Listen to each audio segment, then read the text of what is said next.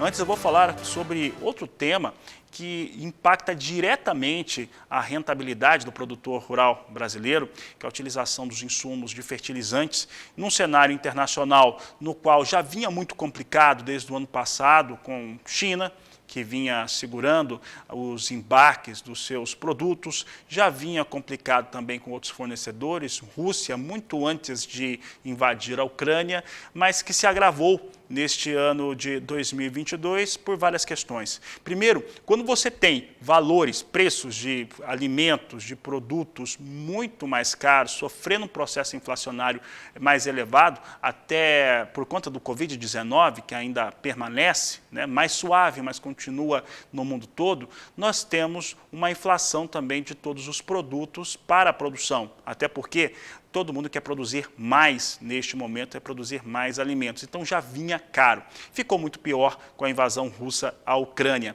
E aí, com isso, a utilização do fertilizante que você tiver e trabalhar com equidade no campo torna-se cada vez mais importante, e isso é o que nós vamos falar agora. E eu vou conversar com um doutor em agronomia, o Vinícius Souza, que participa ao vivo conosco pela internet nesta terça-feira. Vinícius, um prazer conversar contigo aqui no Agricultura BR, no canal do Boi. E como que o produtor rural pode, na sua produção, atuar de uma maneira que ele consiga fazer uma melhor utilização do fertilizante disponível. Estou pensando no fertilizante que ele tiver, porque muitos estão planejando comprar menos. Então, fertilizante que ele tiver, como que ele pode conseguir fazer com que ele renda mais? Boa tarde, seja bem-vindo.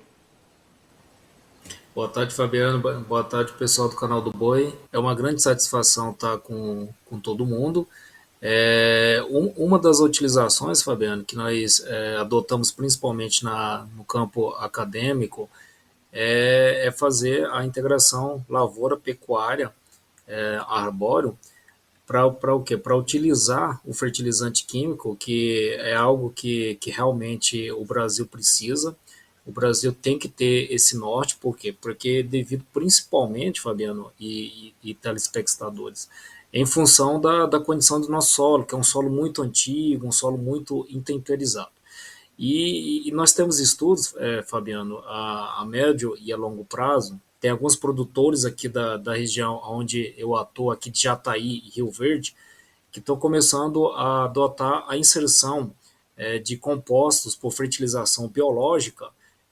Não é que vai substituir a fertilização química que temos ainda esse certo gargalo, mas que vai dinamizar a eficiência da adoção do adubo organo-mineral. Uma das questões que tenho conversado aqui com diversos produtores rurais, tenho conversado com gente que já usa alternativas aos fertilizantes tradicionais, principalmente do GAAS, o Grupo de Agricultura Sustentável, e uma das questões é elevar rentabilidade, observando e utilizando aquilo que o solo já oferece. Ele sempre usa um termo que é voltar a ser agricultor, de fato, trabalhar essa terra. Como que o produtor, neste momento, ele pode atuar? Porque ele vinha, né, quem estava trabalhando de uma maneira padrão, posso dizer assim, né, que já vinha trabalhando de uma maneira convencional, como é que ele consegue, de uma hora para outra, né, e agora a necessidade bateu na porta, alternar a sua postura em relação às suas áreas de trabalho, Vinícius? Boa pergunta, viu, Fabiano? Que essa questão de como que é utilizado, principalmente a forma, vamos dizer assim, entre aspas, tradicional da fertilização química. Nós temos pesquisas com o professor doutor Joaquim, ali na região de Mineiros, Rio Verde. A gente até faz uma brincadeira, tá, Fabiano, que nós chamamos aqui o Vale do Agro, que é o seguinte: nós fazemos vários testes, vários tratamentos com adubação verde, a inserção de crotalária.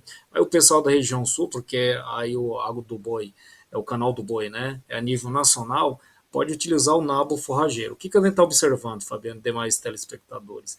É que a inserção da adubação verde ela vai caracterizar uma maior eficiência não só no aumento da umidade desse solo, que é um fator primordial, Fabiano, porque se não tiver um solo com teor não só de matéria orgânica, mas principalmente com uma quantidade de umidade do solo aí por volta de 50% a 70%, não vai ter uma eficiência mesmo química desse solo. Por quê? Só para você ter uma ideia, quando tem a inserção de forma não adequada da adubação nitrogenada dentro do plantio de qualquer cultura, soja, pode ser grãos, pode ser de culturas mais perenes, há uma perda em torno aí de 70% a 80%. Então tem que verificar essas nuances. Como é que está a umidade do solo? Como é que está a temperatura? Ela está ajustada aí para 28, para 32. Por isso que o pessoal daqui de Jataí, Fabiano, já estou começando a entender essa transição da agricultura no sentido de manter a sustentabilidade por 15, 20, 30, 40, 50 anos. É isso que você comentou muito bem.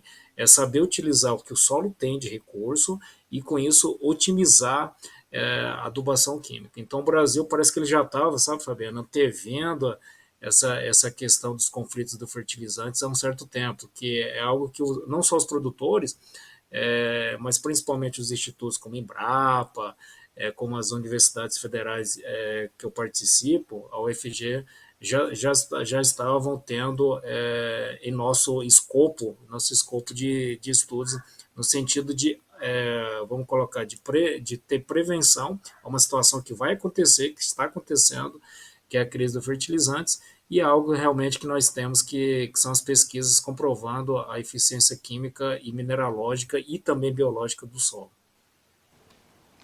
Vinícius, um outro elemento que fica é em relação hoje à relevância da análise de solo. Antes se fazia, primeiro que não se faz dentro de um volume e dentro de uma frequência que poderia existir. E a análise de solo agora, o fertilizante, ele acaba ficando tão raro, pensando em quem opera de maneira convencional, que já não é por hectare, não é apenas pela área que está sendo trabalhada, mas assim, cada talhão precisa se saber o que ele precisa e o que ele já tem, porque ele já estava sendo fertilizado, adubado em safras anteriores, né? Como que essa organização da análise de solo pode servir para que o produtor consiga elevar a sua margem de rentabilidade? É por aí mesmo, Fabiano, que nós chamamos o grid de partida, segmentando as células da unidade amostral. Por quê? Porque o solo tem característica de não ser um fator estático, muito pelo contrário, ele é dinâmico. Então é o seguinte, se for adotar a questão da interpretação dos solos e lá na frente a adubação a posteriori que vai ter que ser realizada, acaba entrando nessas divergências. Por isso que nós temos a taxa variável, a agricultura de precisão, que sabe exatamente, Fabiano e demais telespectadores, a quantidade que o solo precisa. Então, por isso que eu coloco até para meus alunos, né, que nós temos duas vertentes. É um solo fonte, aquele nutriente que está presente no solo, e o solo dreno. O que é o solo dreno? É o que vai ser carreado para a planta, em termos de ramificação, em termos de florescimento, até chegar no enchimento de grãos. Para isso, eu tenho que ter o quê? O histórico, como você muito bem colocou. Eu tenho que saber o histórico, como é que está essa questão da dinâmica. E você colocou um tópico que eu achei interessante, é a questão da análise de solos. Hoje, o agricultor ele faz o que? Análise física, análise química, e agora, Fabiano, nós já estamos tendo o que? A bioanálise, que são o quê? São propriedades biológicas que o solo tem, que vai ajudar principalmente de identificar se o solo está tendo início de compactação, quais são os micro-organismos adequados para que aquela cultura ela possa, no caso, ter a disponibilidade de nitrogênio, de fósforo, por exemplo. Só para você ter um comparativo na nossa pesquisa, nós utilizamos a vinhaça, que é um resíduo da cana-de-açúcar. A cultura que nós colocamos aí como avaliativo foi a soja. O que a gente verificou, Fabiano? Que teve uma inserção de 25% de produtividade. Então, 2 litros de vinhaça que nós utilizamos. Por quê? Porque a vinhaça, além dela fornecer o nitrogênio, ela fornece principalmente o potássio, que está relacionado a isso que nós comentamos, esse ajuste da umidade do solo, da temperatura, porque o potássio é um macronutriente que está muito presente nessa questão de ajustar aquilo que tem de perda de água e aquilo que tem de ganho de recurso hídrico.